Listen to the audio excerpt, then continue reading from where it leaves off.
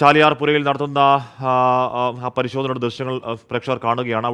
അവിടുത്തെ ആളുകളും NDRF സേനാംഗങ്ങളും ഒക്കെ ചേർന്നുകൊണ്ട് വളരെ വിപുലമായ പരിശോധന ഇന്ന് ഈ മേഖലയിൽ നടത്തുകയാണ്. അവിടെ ചാലിയാർ നല്ല ഒഴുക്കുണ്ട്. ഇന്നലെ NDRFിൻ്റെ ഒരു ബോട്ട്, ഒരു ഡിങ്കി ബോട്ട് കുറച്ച് സമയം ഒഴുക്കിൽപ്പെട്ട ദൃശ്യങ്ങളൊക്കെ പുറത്തു വന്നതായിരുന്നു. അവിടെ കയറൊക്കെ എടുത്തുകൊണ്ട് പരസ്പരം ചേർത്ത് പിടിച്ചുകൊണ്ട് അങ്ങോട്ടേക്ക് പോവുകയാണ്. അവിടെ പുഴയുടെ സൈഡ്, പുഴയോരങ്ങളാണ് പരിശോധന. ഒരുപക്ഷേ ഈ മൃതദേഹങ്ങളും ശരീരഭാഗങ്ങളൊക്കെ അടിയുന്നത് ഈ പുഴയോര മേഖലകളിലാണ്. ഇവിടെ ചെറിയ കുറ്റിക്കാടുകളില്ല. കുറച്ചങ്ങോട്ടേക്ക് പോകുമ്പോൾ കാടുകൾ, ചെറിയ കുറ്റിക്കാട് പോലെ വനമേഖലയിലൊക്കെ ഉണ്ട്. അവിടെയൊക്കെ ഈ പൊന്തക്കാടെന്നൊക്കെ പറയില്ലേ, അതിനിടയിലൊക്കെ വളരെ വിശദമായ പരിശോധന നടക്കുകയാണ്. ചാലിയാർ അങ്ങനെ നിറഞ്ഞൊഴുകാണ്.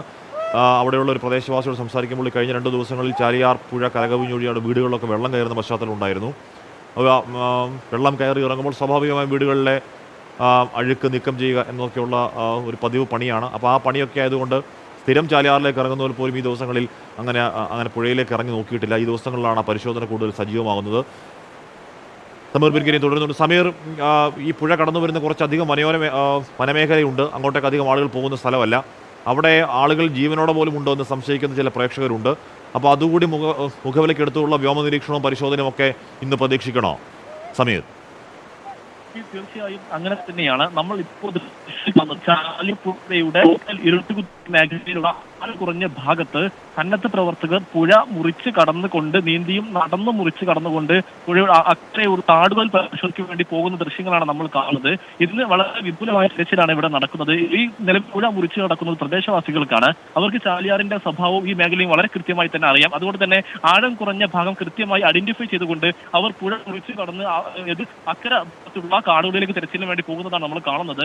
ഇന്ന് പ്രധാനമായും വിവിധ തരത്തിലുള്ള തിരച്ചിൽ ഇവിടെ നടക്കുന്നു. ഒന്ന്, ഹെലികോപ്റ്റർ എത്തിച്ചുകൊണ്ടുള്ള തിരച്ചിൽ ഇവിടെ നടക്കുമെന്നുള്ളതാണ് പോലീസ് വ്യക്തമാക്കുന്നത്. കാലാവസ്ഥ അനുകൂലമാണെങ്കിൽ ഉടൻ തന്നെ ഹെലികോപ്റ്റർ ഇവിടെ എത്തുകയും ഈ വനങ്ങൾ ഉൾപ്പെടെ വിപുലമായ തിരച്ചിൽ, വ്യോമ നിരീക്ഷണം ഉൾപ്പെടെ നടത്തുമെന്നുള്ളത് മനസ്സിലാക്കുന്നു. അതോടൊപ്പം തന്നെ നിലവിൽ തിരച്ചിലിന്റെ ഭാഗമായി 4 ഡ്രോണുകൾ പോലീസ് ഇവിടെ എത്തിക്കുകയാണ്. ഡ്രോൺ പറത്തിക്കൊണ്ട് ആളുകൾക്ക് എത്തിപ്പെടാൻ കഴിയാത്ത മേഖലകളിൽ എന്തെങ്കിലും ഉണ്ടോ എന്നുള്ളത് പ്രധാനമായി പരിശോധിക്കുന്നു. സംശയകരമായി എന്തെങ്കിലും കാണുകയാണെങ്കിൽ അങ്ങോട്ടേക്ക് ബോട്ട് മാർഗമോ അല്ലാതെയോ ഒക്കെ തന്നെ പോലീസും രക്ഷാപ്രവർത്തകരും എത്തുക എന്നുള്ളതാണ് നിലവിൽ പോലീസ് സ്വീകരിച്ചിരിക്കുന്ന ഒരു മാർഗം. അതോടൊപ്പം തന്നെ നിലവിൽ ഒരു ഡോഗും ഇങ്ങോട്ടേക്ക് എത്തിച്ചിരിക്കുകയാണ്. ഇടുക്കിയിൽ നിന്നും കടാമത്തിൽപ്പെട്ട ഏഞ്ചൽ എന്ന ഡോഗിനെയാണ് നിലവിൽ തിരച്ചിലിനായി ഇങ്ങോട്ടേക്ക് എത്തിച്ചിരിക്കുന്നത്. നിലവിൽ ആ ഡോഗ് ചാലിയാറിന്റെ വിപുലമായ നടത്തിക്കൊണ്ടിരിക്കുകയാണ്. ഈ ഡോഗ് എന്നുള്ളത് മണ്ണിനടിയിലുള്ള എന്തെങ്കിലും ശരീരങ്ങളോ എന്തെങ്കിലും ഉണ്ടെങ്കിൽ വളരെ കൃത്യമായി തന്നെ മണത്ത് കണ്ടെത്താനുള്ള കഴിവുള്ള ഡോഗുകളാണ്. ഇടുക്കി കൊലപാതകങ്ങളിലൊക്കെ തന്നെ കഴിവ് തെളിയിച്ചെടുകളാണ് ഇങ്ങോട്ട് എത്തിച്ചിരിക്കുന്നത്. ചാലിയാർ പുഴയുടെ പോത്തുകൾ ഇരുട്ടുകുത്തിയിലാണ് രക്ഷാപ്രവർത്തകർ ചാലിയാർ പുഴ മുറിച്ചു കടക്കുന്നത്. ദൃശ്യങ്ങളിൽ നിന്ന് വളരെ വ്യക്തമാണ്. അസാധ്യമായ ഒഴുക്ക് ആണ് ചാലിയാർ പുഴ. വലിയ മഴയുടെ സമയമാണ്. അതുകൊണ്ട് തന്നെ ഒഴുക്ക് അത്രത്തോളം കൂടും. അതിനെ ആ ഒഴുക്കിനെ അതിജീവിച്ചുകൊണ്ട്, അല്ലെങ്കിൽ ഇടഭാഗത്ത് നീന്തിക്കൊണ്ട്, ആഴം കുറഞ്ഞ ഭാഗങ്ങളിൽ നടന്നുകൊണ്ടൊക്കെയാണ് ആ പുഴ മുറിച്ചു കടന്ന് അങ്ങേ സൈഡിലേക്ക് പോയുള്ള പരിശോധന നടക്കുന്നത്. പ്രിയപ്പെട്ട പ്രേക്ഷകർ, ഇവർ ആ മേഖലയിലുള്ളവരാണ്. ഈ പുഴയെ കൈവെള്ളം പോലെ അറിയാവുന്നതാണ്. അതുകൊണ്ടാണ് അവർക്ക് ഏതു ഭാഗത്ത് ആഴക്കുറവ്, ഏതു ഭാഗത്ത് നീന്താൻ കഴിയും എന്നൊക്കെയുള്ള ഒരു പ്രഡിക്ഷനിലേക്ക് അവർക്ക് എത്താൻ കഴിയുകയുള്ളൂ. സാധാരണക്കാർക്ക് ഇറങ്ങിയാൽ പോയാൽ, സാധാരണ രക്ഷാദൗത്യ പ്രവർത്തകർക്ക് പോയാൽ നടക്കുന്ന കാര്യമല്ല. അത് ആ മേഖലയുമായി ബന്ധപ്പെട്ടവർക്ക് മാത്രമേ അതറിയൂ, അവർക്ക് മാത്രമേ ചെയ്യാനും കഴിയുകയുള്ളൂ.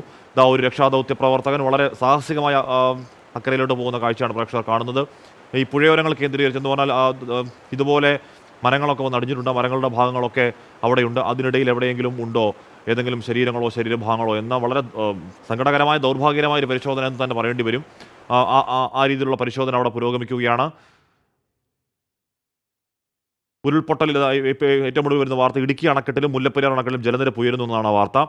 2366.24 അടിയാണ് ഇടുക്കി അണക്കെട്ടിലെ നിരപ്പ്.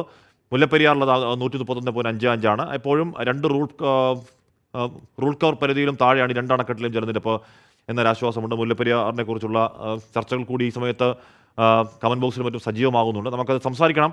പക്ഷേ ഈ ഒരു ദുരന്തകാലം കഴിയട്ടെ എന്നുള്ളത് അക്കാര്യത്തിൽ പറയാനുള്ളൂ.